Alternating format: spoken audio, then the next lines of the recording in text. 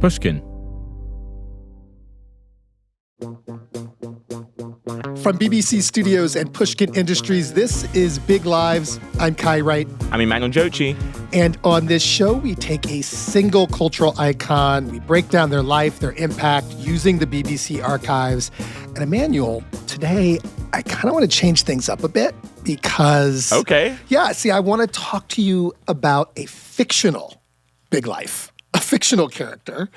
Okay. One who was introduced on the BBC in what has to be one of the most iconic moments in pop culture history. Do you know Ziggy Stardust?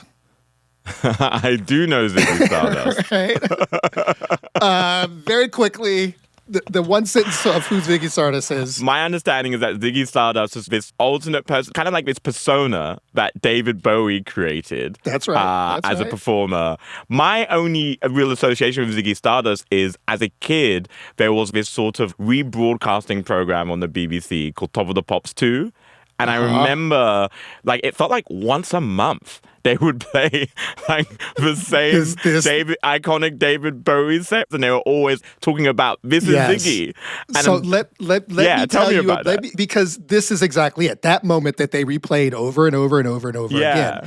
This is the birth of Ziggy Stardust. This is really the moment that David Bowie becomes a superstar. Like that piece of tape is the moment David Bowie goes from just being a guy who sings that people know to a global superstar. Right. It happens on the BBC in July 1972. So let me set the stage here. Please, for folks who did not grow up in the UK and did not see this. 1972. BBC One airs an episode of the show, Top of the Pops.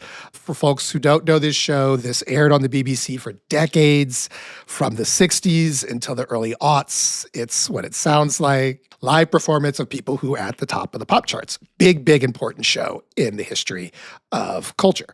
And that night in 1972, they air a performance from this promising young artist who is calling himself Ziggy Stardust, with a band that is called the Spiders from Mars.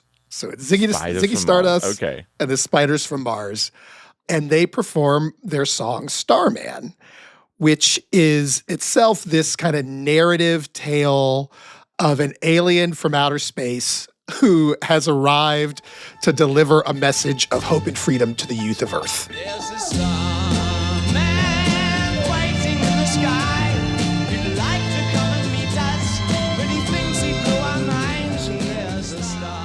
But honestly, the whole moment, why this moment is iconic, it is less about the song than it is the visuals that have stuck out in your mind all these generations later. It opens with this tight shot of Ziggy Stardust playing this electric blue guitar. And it's worth noting, BBC One has only been in color for 3 or 4 years by this point, Wow. So it's like this riot of color.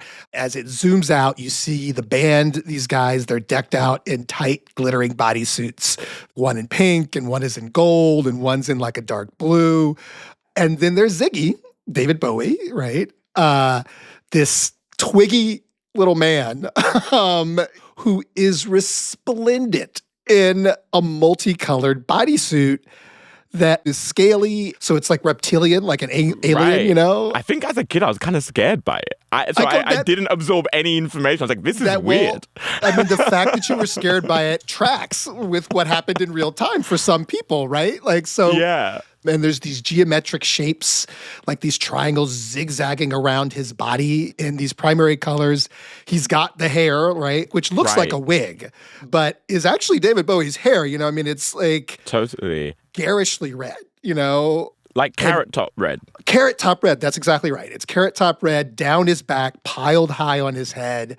There's a moment people talk about a lot where he drapes his arm around the guitarist's shoulder kind of casually, and his fingers dangle over the guy's chest, and you see he's wearing white fingernail polish. And he's got on makeup. You mentioned the makeup, but I should point out, this is not garish makeup. This is makeup intended to make him look pretty. Yeah. Like foundation and eyeshadow. So all of this is obviously as far from masculine as you can imagine in 1972, the whole scene of it, right? But the real moment that makes this iconic is about halfway through. David Bowie Ziggy Stardust, turns and looks at the camera across the stage, actually, and points that long, skinny arm out and points at the viewer. Like he's pointing right at you. Oh, like into the camera. Into the camera. He's staring at you and pointing at you right as he sings this lyric. I had to phone someone, so I picked on you. Hey, that's far out, so you heard him too. And he wiggles his finger in this little sexy kind of come hither way that is like flirting with the entire of UK in this moment. Like he's like looking through the camera, flirting with everybody. And I'll be honest, if you go to YouTube and you look at this now from the vantage point of today, like it just doesn't seem like that big a deal. But I'm here to tell you, Emmanuel, that people who were young and viewing this at the time describe it as a religious experience. Like that actual phrase comes up a lot. Like that it was a religious experience. Just because it was just such an immersive experience. They're just like, what am I watching? I think that has to be part of it, but also there are no more rules. If this guy can get away with this on the BBC, if he can like be in makeup in a tight suit and fondling his bandmates and being this queer on the BBC, I was going to say, yeah. What can I do? Who can I be? It just blew the minds of certainly young white kids in the suburbs of the time to see this on television. So it's a huge deal. And I feel like, just to say, if you know one thing about David Bowie, it's probably that he's a legendary chameleon, right? Right. He took on all these different looks and sounds throughout his career, this huge catalog of hits, right, that spanned from Space Odyssey in 1969 through to The Young Americans in 1975. We Are the Young Americans, all the way through the poppy stuff, Let's Dance in 1983, and on and on and on, right? He's one of these artists with just a massive catalog, all very different. But for me, until I went back and looked at this Top of the Pops broadcast and started thinking about Ziggy Stardust, I didn't fully appreciate how much and how explicitly Bowie understood himself to be creating characters as much as he was making music. I guess this is the thing. I feel like I know this on some level, that he had other alter egos and characters, but Ziggy Stardust is the only one I've known, but he made a bunch more. And he would not call them alter egos. He would call them characters. He was an actor who was using these characters to perform. He was performing roles, is the way he describes it. Here he is. This is in 1971, before Ziggy Stardust, but he's already making music and drawing some acclaim. Here's what he says about being a singer. I don't sing very well. It's a bleating kind of goat voice, but it pleases me. And if anybody else likes it, it probably pleases them. They can get through my goat singing. Some of the others that I remember from around about that time were things like Little Bombardier, Rubber Band. Yeah, they were trials in short story writing. That's when I first... I found myself as a short story writer in music. That a majority of my material has always been in story form. I tell a story from beginning to end. So, he thinks of himself not as a singer, certainly not as a rock star, but primarily as a storyteller and a lead actor in the stories he's telling. He's an actor playing the role of a rock star who is in turn performing new characters each time, like Ziggy Stardust. Every time. It's the mind-bending stuff.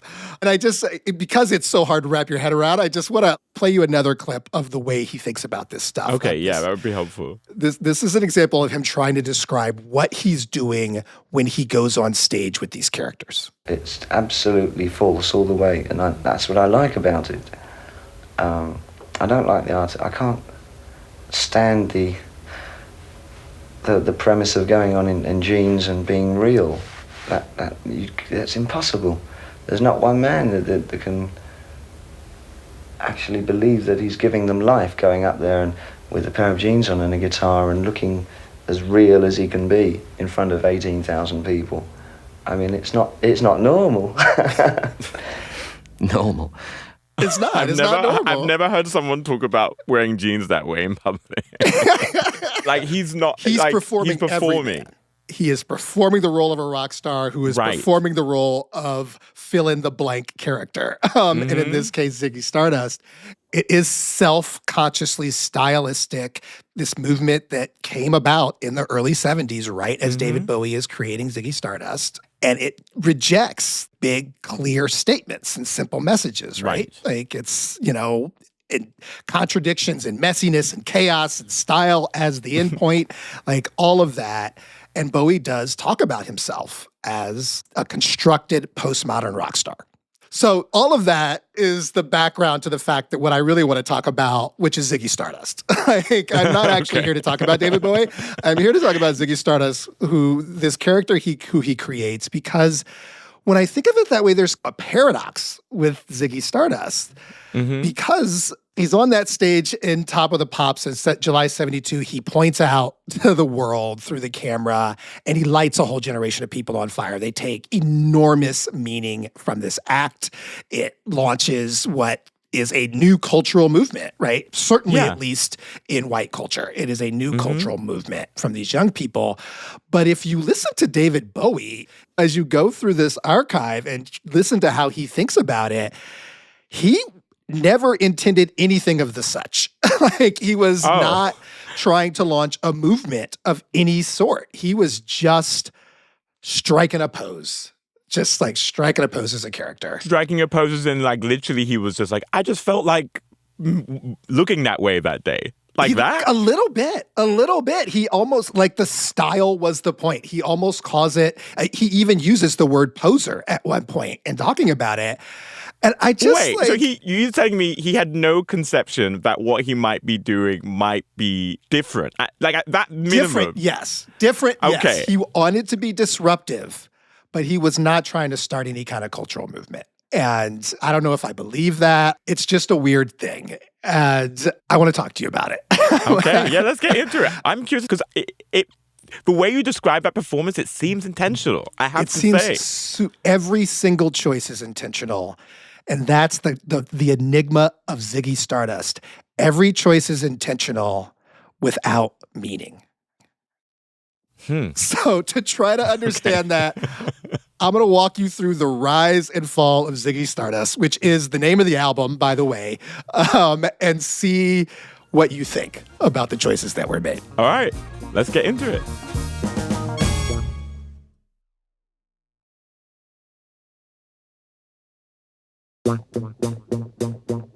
Welcome back to Big Lives. We're talking about Ziggy Stardust, which means David Bowie, but not really Bowie, because he says Ziggy is a whole different person from himself. The story about the guy who's really the other guy, yes. So that's what we're talking about. Let's try to understand it. The first thing to understand is that David Bowie, and this is important, grew up in the suburbs of Bromley, bored out of his mind. Now, I don't actually know where Bromley is or what. Can you help me with this, Emmanuel? What is Bromley? No, I mean, I was going to say Bromley sounds accurate. That he was bored out of his mind there. I don't know. I've only been there once in my life, and I can't remember anything about it. I literally cannot tell you much about it at all. It's a completely nondescript place in my brain.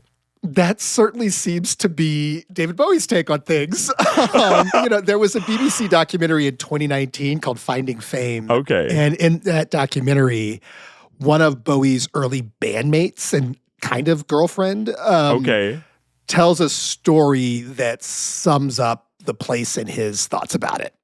At one point, David said, "Do you want to come home and meet my parents?" I said, "Yes, why not?" That meant taking the train to Bromley. You find yourself in the middle of two worlds. There's the extreme values of people who grew up in the countryside and the very urban feel of the city. And suburbia, you're given the impression that nothing culturally belongs to you, that you are sort of in this wasteland. When I was in his parents' house, they're facing a television, and the parents were sitting there quite quiet. They offered me some tuna fish sandwiches. But then there was silence, and I'm somebody that, I can talk to anybody, and it was hard going. It was soulless. Once they'd gone out, he said, whatever it takes, I want to get out of here. I do not want to live like this. I mean, it's brutal. Listen, people of Bromley, which just to say, is like a little suburb, like southeast of London. Listen, I hope you are listening to this and saying loudly to yourselves, where I live is affordable and Okay, nice. Okay. And the schools are good. This is not my take on Bromley. I don't know anything about Bromley. I'm just telling you how David Bowie felt about Bromley. Right? And that is important to understand for the choices he makes in his life. So he does find music early while he's in the suburbs. His brother introduces him to jazz. He is a big Little Richard fan when he's a kid. We talked about Little Richard in a previous episode. Yeah, they're all influenced by Little Richard. But yeah, okay. They're all influenced by Little Richard. His parents are listening to Elvis, who is stealing from Little Richard at the time. Bowie is watching Little Richard and kind of subsequently stealing from Little Richard. But we don't need to get into all that. You can go listen to our previous episode on Little Richard. You should do that. Right. It'll give you all the context you need. But on Bowie, by the time he's a teenager, he's actively looking to break the old rules with just provocations of style like those that Little Richard started. And we found the very first tape of this young man appearing on the BBC. And it is a perfect illustration. It's a black and white evening current affairs program that aired in 1964. Okay. And it's a studio discussion about men who have long hair. I cannot tell how serious or tongue-in-cheek it is in retrospect because it's out of context, but it seems to be as a national crisis. And the visuals, there's a bunch of skinny young white guys standing in a group across from this old white guy who is interviewing them. And at the center of that group of skinny young white guys is a 17-year-old kid named Davy Jones, which is David Bowie's birth name. Oh, okay. He later changed his name to Bowie because Davy Jones sounded like, from the Monkees, Davy Jones. Yeah. I mean, I don't know who that guy is now, so... So there you go. He could have stayed. But at the time, Monkees were a big deal. Yeah. At the time, Monkees were a deal. But so young Davy Jones, 17 years old, is here leading this group. And I just think the best thing to do, again, is just to play the whole... I'm just going to play it for you, starting with this host intro and the fabulous theme music. Listen to this.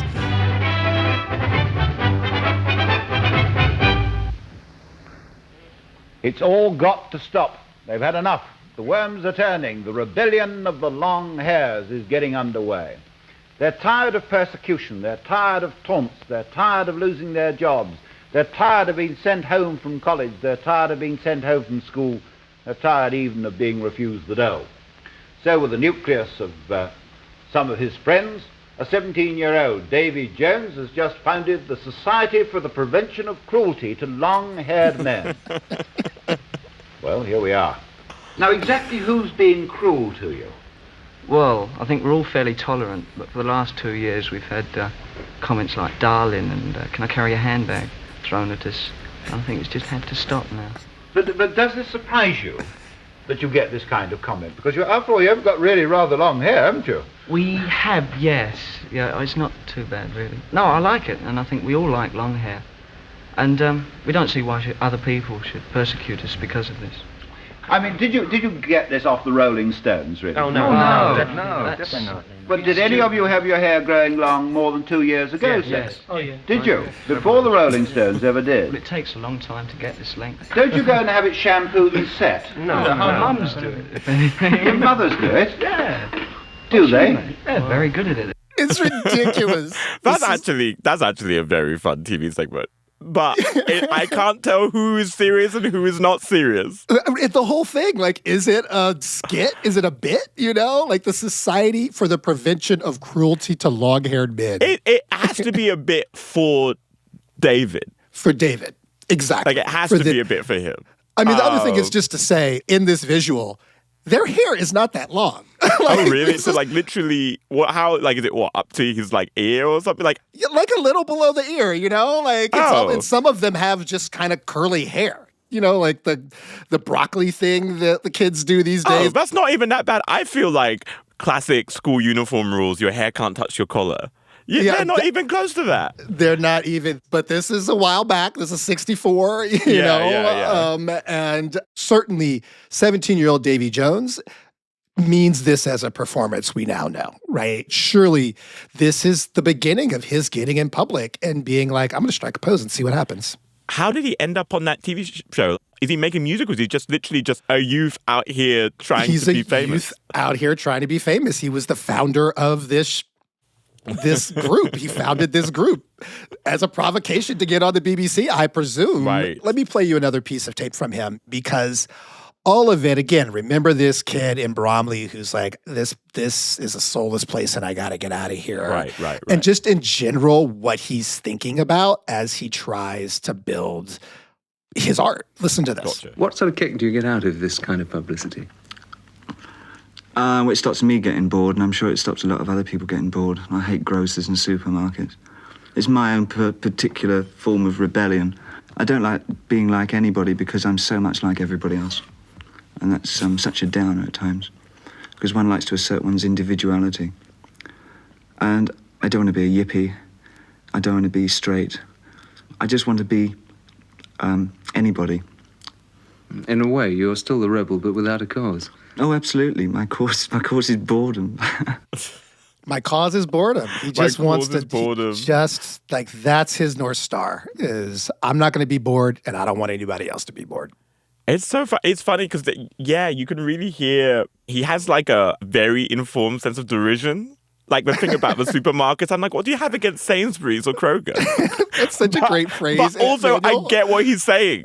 I get it. I understand. I too grew up partly in the suburbs outside of Toledo. Yeah, you are just sort of like, right, life goes a certain way here. It's by design. That's the whole point. There's a tedium by design. I love. Right. I want to applaud you for that phrase. His. How did you put it? His great. Now I can't. His informed derision. His informed derision. That's brilliant. So the next time that Bowie shows up on the BBC in the archives, he has moved on from advocacy on behalf of long-haired men to, in fact, focus on music. And just to say, it's well documented how many efforts Bowie made to become famous as a music maker. I mean, this guy was a relentless hustler. He was in 9 bands over 11 years before he finally landed on a hit. One of those bands was called David Bowie and the Lower Third. And, little hustler David Bowie lands an audition for that band on the BBC in 1965. And the audition itself does not survive, but there is a written record of what the talent scout thought about the performance. And this, it's brutal.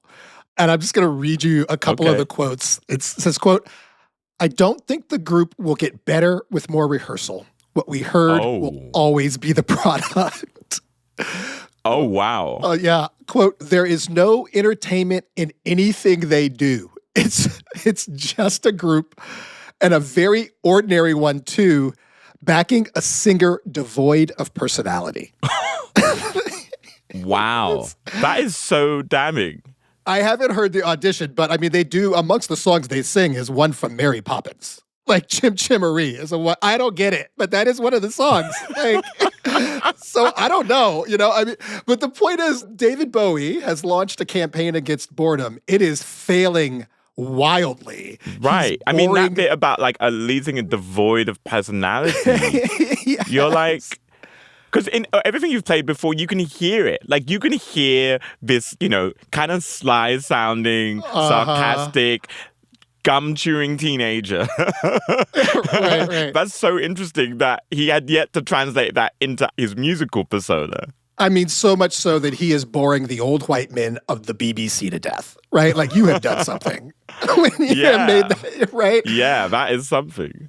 But he does find his way forward eventually, of course, as we all know. I won't belabor the story because it's well trod, but his first big hit is Space Oddity in 1969. This is the song in which he creates Major Tom as one of his characters. That's a character he will return to throughout his career that runs throughout the history of rock. Some say Elton John was riffing on him with the song Rocket Man. Big important character in the history of rock. But as I said, I'm not really here to talk about David Bowie. I'm here to talk about Ziggy Stardust. So with all of that as background, he creates Ziggy Stardust in 1972. And one of the first things he does right before this album comes out is he gives an interview in January 1972 to a publication called Melody Maker, which is an important music magazine at the time. Or not a magazine, it's like a newspaper. And it's where the critics really kind of set the stage. It's a Rolling Stone kind of place, right? And this is about 6 months before he goes on Top of the Pops with Ziggy Stardust. And in the interview, Bowie says, quote, "I'm gay and always have been." And this is obviously important context for how Ziggy Stardust will be perceived when he comes out, right? The critics talk about it as a gay rock star, which in 1972 is quite a new concept. Right. And of course, there's all the expected hubbub around that. But what's striking to me is David Bowie claims he does not know what all the fuss is about. Like he's like, I don't get why people are asking me questions about this. Because again, he did not see Ziggy as some kind of queer statement. It was just an out there character. And so just listen to this. This is how he describes it in an interview later in the 70s. I forget the exact date, but this is a little later in the 70s when they're looking back. You know, for the first couple of years, I had a heavy battle because it was hard to tell people that if that whole bisexuality thing was part of me, it wasn't necessarily part of the work I did, and that because I wore funny clothes on stage didn't mean that I was into drag, that they weren't drag clothes. But Americans don't appreciate the subtleties of dress as they do in Europe. I mean, Europe, if you wear some funny clothes, and then it's seen as being part of the character you're playing. But in America, especially at that time, if you wore anything that wasn't jeans, it was drag, that was the hardest problem I had in the States. Was trying to convince people that because I was bisexual, that it didn't mean that everything I wrote about or did meant that it was all gay. But, you know, that bisexual thing was part of my private life, none of their business. And, that the songs and the albums and the stage performances were what I was all about. I don't know. So first off, I have to say, I should have said that was an interview for the U.S. radio station. And he's trying to explain this thing. I don't know whether I love it or hate it, because this is one of the many times in the archives where he is just generally perplexed that anyone's trying to assign motives or messages or anything to the characters he creates. Right. But this man clearly intentionally went in that newspaper, the Melody Maker said he was gay in that interview. That is obviously an intentional choice, Well, it's interesting because I do hear what he's saying about just because I'm gay or bisexual, just because I've talked about my sexuality doesn't mean that every choice I make is a product of that. And yet, at the same time, he's no dummy. He's self-aware enough to know how people are going to react to what he's doing. And I don't know, there's sort of a way in his voice even, just hearing it, where you can just see a guy just sort of leaning back from the conversation in a kind of sanguine way and just watching these little things he's throwing out just kind of explode and being like, yeah, I don't know. Did I mean to do that?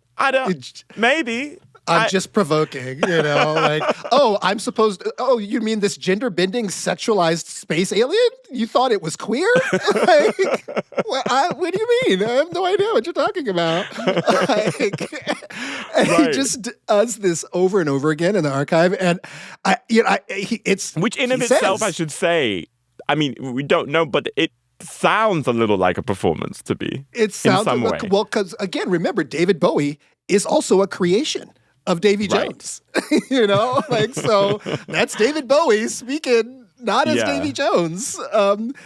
Here's just another really quick example of what he says about this. I've always dressed in what I considered clothes that prevent me becoming humdrum so that I would receive reaction from people which would encourage me to write. He just wants a reaction that's going to fuel his next creative thought. And like I said, on some level, I'm like, that's kind of badass. Good for you, little Davy Jones. Yeah. And on some level, I'm like, you're insufferable. It's interesting because I feel like you can have two reactions to sort of the humdrum of suburbia, particularly like Bromley is so close to London in a way where it's like 9 miles or something away from you. There is like a community full of people who are defined by a place, and particularly in the UK, defined by an accent or even a neighborhood in a way where you really feel like you are from a place. Right? And sometimes that can be constrictive in its own ways, right? And people want to break out of that. But to not be defined by a place or to come from a place that it's really no real definition other than like it's just an ordinary whatever, everything that he's doing makes sense. And so I have compassion for it. But at the same time, you're just sort of like, you are still a person. You're still there is a human wants here. and desires and feelings. If you think, I don't know. You struggle to hear them. You struggle to find them in the archive. Yeah, there's not a bunch of gap between him as a teenager where you're sort of like, okay, and him, what we just heard there, in that kind of way. Well, I will say this. Ziggy Stardust very much gets a reaction, whether his creator had been singing it or not. And it certainly provokes. Because Ziggy was launched as a rock star, right? Like that's the character. Bowie could kind of come out as a pre-existing celebrity. Like it's there's something kind of punk about that too, I like. Yeah. The band Spiders from Mars, those guys were not on board at first. They had been playing with him already, but they were hesitant to put on bodysuits and makeup. These were all very heterosexual, very straight guys. Yeah. And he convinced them that the girls would love it. So that's, he says, why they started doing it, because he convinced them they were going to get laid. And so one suspects that was true. There is this news piece that came out. It's in 1973, so this is the year after the Top of the Pops performance. It's on a program called Nationwide. And I think when I saw this, I got a sense of just how big a reaction all of this got. Because the reporter, I mean, he does sound like he's literally stumbled upon an alien who's leading some kind of youth cult. And he's just like, doesn't get it. Listen to this. Bowie is a skinny lad with a pasty complexion and ochre dyed hair in a teddy boy style of 20 years ago. Yet with a dash of makeup, he's transforming himself into an object that is worshipped by millions of girls. Outside the Winter Gardens of Bournemouth, some of those fans are arriving to pay homage to a man who's become the high priest of pop. Every seat was sold months ago. Some fans were even blessed with a glimpse of the master as he scurried into the theatre. This is the face the public wants. An ex-art student from Brixton, whose dad worked for Dr. Bernardo's Homes, has turned himself into a bizarre, self-constructed freak. It is a sign of our times that a man with a painted face and carefully adjusted lipstick should inspire adoration from an audience of girls aged between 14 and 20. 6 months ago, Bowie was unknown to the general public. Today, this 26-year-old man earns about £500,000 a year. I mean, this bizarre, self-constructed freak is the phrase that the reporter used to describe, which I think Bowie would agree with. That was so funny because it was very straight, like until that moment where you're just like, here's what I really think of him now. Freak. With these girls going crazy over this freak. What's going on? You know? And I think it's striking too that the reporter, I'm going to play a little more of this, where the reporter is just kind of flabbergasted that any of this is a serious undertaking. Listen to that, how he describes this. It is said that Bowie will soon be the world's #1 beat singer. If he achieves such eminence, he'll be the first superstar of pop to wear shorty dresses on stage. Behind the freakish image, the Bowie circus, right down to the flashy car, is a well-oiled show business machine. On the surface, the circus seems bizarre. Yet his backing group are professional musicians. They're Yorkshire lads with down-to-earth accents whose appearance merely seems to be moulded to fit into the Bowie image. Do what? You've always got to come up the front now. The coach carries a team of 30. Electricians, road managers, sound engineers, stagehands who put up £15,000 worth of equipment to project the superstar on stage. Behind the scenes, his costumes are professionally cleaned and pressed. During the act, he slips into something new 3 or 4 times at least. I mean, musicians. Really leaned into the freakish in the description there. This freak has musicians and sound engineers, and he changes costumes. Can you believe it? Like, a concert is actually put on. It's just, it has clearly blown the minds of adults. Also, just like the little Yorkshire reference there, like the equivalent in America of basically saying he has Midwestern band members to make him appeal to the heart of America or something. He's queered these straight guys, you know? Yeah, which is yeah. true.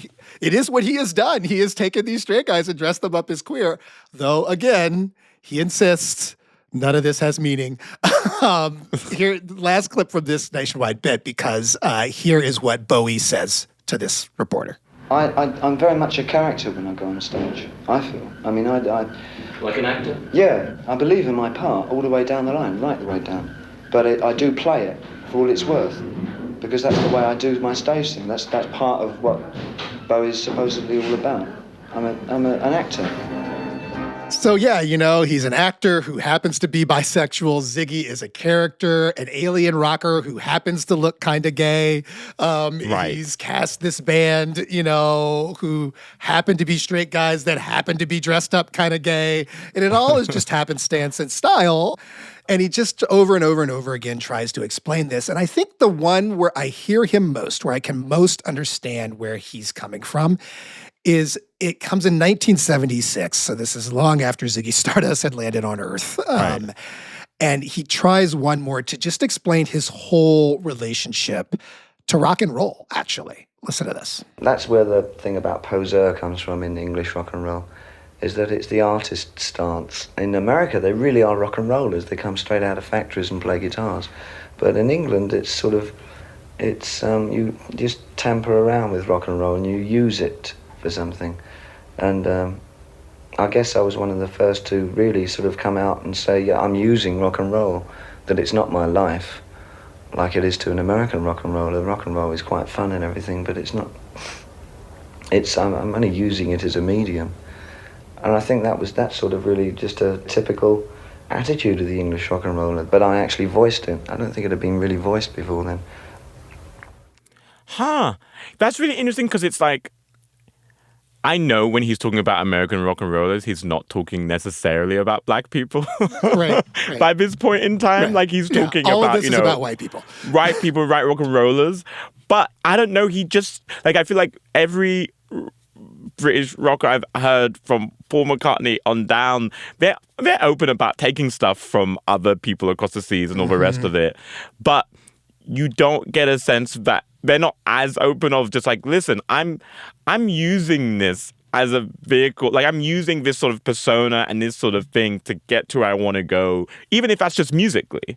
Yeah. But like, he's just being very naked about it. He's very, very naked about the fact that because he sees himself as an actor and a storyteller, right? Because he is not actually invested in being a rock star, you know, despite the fact that he is one of history's most famous rock stars at this point. He's not invested in that. He's invested in being a postmodern artist who strikes poses in public, gets a reaction that feeds him to strike another pose in public, to get a reaction that feeds him to strike another pose in public. It's weird when you think about that from the perspective of Ziggy Stardust, because again, whatever all that was true, Ziggy Stardust, the kids who took this in had enormous meaning. I do not have to follow these old rules anymore. I can be anything I want. I can be a gender-bending, queer space alien if I so please. And this meaningless pose changed the culture in that way. Right. You know? And then, having blown up the culture in this way, whether on purpose or not, David Bowie turns around and blows up Ziggy Stardust in the most provocative way I can imagine. Okay. And I'm going to tell you about that after the break.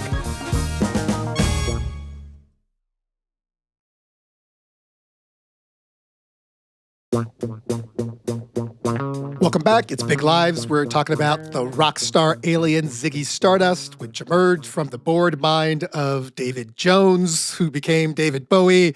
So Ziggy lands on Earth with this message of hope for the youth, which they translate to mean, I can be whatever the hell I want to be.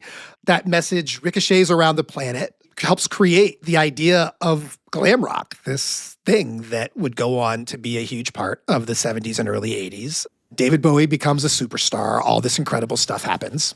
Yeah. And then David Bowie just pulls the plug on it. Yeah, I was going to say, because I know he has other personas. I was like, how does he transition from one to another? On July 3rd, 1973, about almost exactly a year to date after that Top of the Pops performance. Right.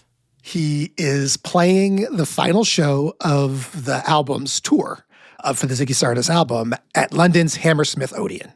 And they're about to perform the final song, which is called Rock and Roll Suicide. It's also the final song on the album itself. And Ziggy Stardust, David Bowie actually, but Ziggy Stardust announces to the crowd, not only is this the last show of the tour, but it is the last show we will ever do. And the crowd is shocked, but they are not the only ones, because this is the first moment that the entire band hears this news. Oh, no. Yes. Like the bassist, Trevor Bolder, is like, reportedly, he's mouthing to the drummer. He's like, what the? He's fucking sacked us. As they are all realizing live on stage that they have been fired. Wow. And that, they were a part of that character. This is the moment that they realized they were also performing a character that is now being killed off. Wow. And it turns out, it's all part of this planned show. Rock and Roll Suicide was a song about Ziggy Stardust all along, because that song is kind of about this washed up rock and roller. And Bowie is casting him off as a washed up figure. Why does he do this? Urban legends abound, honestly. There's some back and forth about mental health in his family. So his half-brother was diagnosed as schizophrenic, and there's some conversation about Bowie feeling like scared that he was becoming too close. Because of these characters, he's like sort of worried about, if I stay in it too long, it'll become me. But he did a bunch of other characters, so I don't know why this one, that the mask felt too sticky. But I think at one point he talks about this in 1976. And this what I'm going to play you is, for me, I think what makes the most sense about Ziggy Stardust being really just that this was he was making an artist statement about rock and roll, and he had made it. Very quick for me to own up to Ziggy Stardust was my statement. But I've always thought that in rock, that you can only say one thing in rock and roll, really, and everything else is just an expansion of that original statement. It certainly seems like that with the stuff that I've done. And some of it does qualify the original statement, and it's the whole period. This was my rock and roll period. Rather than dividing the rock period up into bits, it's just looking at the whole rock period. So that was my rock period, and it dealt with this particular attitude. Rock and roll is the decision of being establishment or non-establishment. That's the problem that rock and roll sort of poses. To be or not to be a rebel, is what it says and always has said. So he's just, it's a little rambling, but he's just like, rock and roll is an anti-establishment pose, and I came up with the most anti-establishment pose I could imagine. Yeah. This queer space alien, and I did it, and that's done.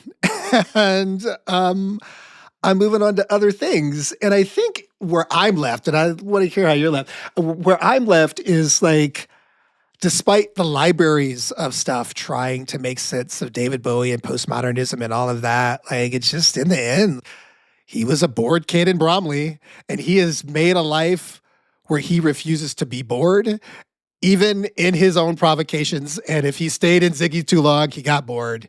And, right. I mean, that's what it sounds like. It sounds like he's just like, yeah, I was last week. Yeah. And it's just so hard to wrap your head around this thing that was such a massive change in culture, and many other rock and rollers we talk about, going all the way back to Little Richard, are changing culture and trying to disrupt culture. But no question, certainly for white culture, Ziggy Stardust is this enormously disruptive before and after moment. And it's just so hard to imagine that for the guy who did it, it was like, yeah, that was last week's pose. After this, did he change, how abruptly he would, he must have recognized, okay, there was a big reaction to this. Yeah, I mean, he goes through a period that he calls marking time, Okay. That is this creative transition. He does, the immediate next thing he does is like an all-covers tribute album called Pinups. And then he does this dystopian thing. He goes dystopian the next year. And I mean, he's making, so I should say, we're talking 1973, 74. Right. He's moving. He's still moving in his way. So then eventually people become used to, well, this is what he does. But this is what he does. But even with all those characters, I mean, it's telling to me and I should say, I am not like a David Bowie devotee. I know the hits, right? But I feel like Ziggy Stardust seems like the character of his that has stuck the most with people. Yeah. When I picture David Bowie, that is who I'm picturing. Yeah. I mean, as he says in that cut, when he's talking about rock and roll, he does say, that was my base statement, my original statement, and everything else is derivative of it, See, I mean, that's what he thought in 1976, at least, Right. So I think on some ways he probably agrees. That's the one that stuck, but none of them are him. There are 2 orders of removal from Davy Jones. Right, because Davy Jones was classified as being absolutely nothing special. Nothing special, just a white guy in the suburbs. But, also, I have to say, Emmanuel, the thing is, when I think about all of this, there's all the meaning that people took from Ziggy Stardust. And so there has to be meaning that you also take from the killing off of Ziggy Stardust, right? And there's a way in which his ability to try on an identity, set it down, and try on another identity and set it down is also this massive demonstration of liberation, right? That because, and this is one of he calls himself a postmodern rock star, and this is one of the big ideas of postmodernism is pluralism, that the world is vast and multifaceted and messy and chaotic and full of change and full of different kinds of people. It's kind of a really brainy way to say diversity, right? Right. And that you as a person, as an individual human being can contain multitudes, Right. That I can be a Black gay man from the Midwest who's progressive but getting old and getting conservative, and all of these things can be true of me at one time, right. And that there is something in the message of David Bowie and the rise and ultimately killing of Ziggy Stardust to say, you can be all of the things. No one can tell you what you can't be at any time. You can just keep changing. I mean, I feel like based on what you just said, there's a conversation you and I need to have. Was it the good Are you trying to tell me the call coming from inside the house? But no, with David Bowie, no, that makes sense. That makes sense. It's funny because I was just thinking to myself, I was like, it's such a flex to be able to just be like, you know what? This is not who I choose to be right now. That is done. That was an expression of this. Mm-hmm. But you've convinced me that I think I was looking at David Bowie through a kind of graduated version of that same teenager we heard at the beginning, right? Mm-hmm. Which is just this guy who's just trying stuff and doing stuff and seeing what happens. And then if it blows up bigger, just being like, oh, did I do that? But it does seem more considered than that. It feels like he is doing it to keep for him. He's not doing it for society. He's doing it for his own artistic, fun. And if you understand it that way, he's doing it for his own art, then it's a liberation. Right. Who you got for me next week? Okay. Well, so this one's going to be an interesting one. I really don't know how much you know about this person. Or how much a lot of Americans know about this person, to be honest. Let's just play the first clip here. I mean, I was 8 or 9, and I just thought all kids dreamt of being a pop star or being a singer. My brother was interested in photography and filming, and we would muck around and make little films. But I don't think any of us were good enough for any other family member to say, get up and do a song for them. I would say that's a voice I've never heard before.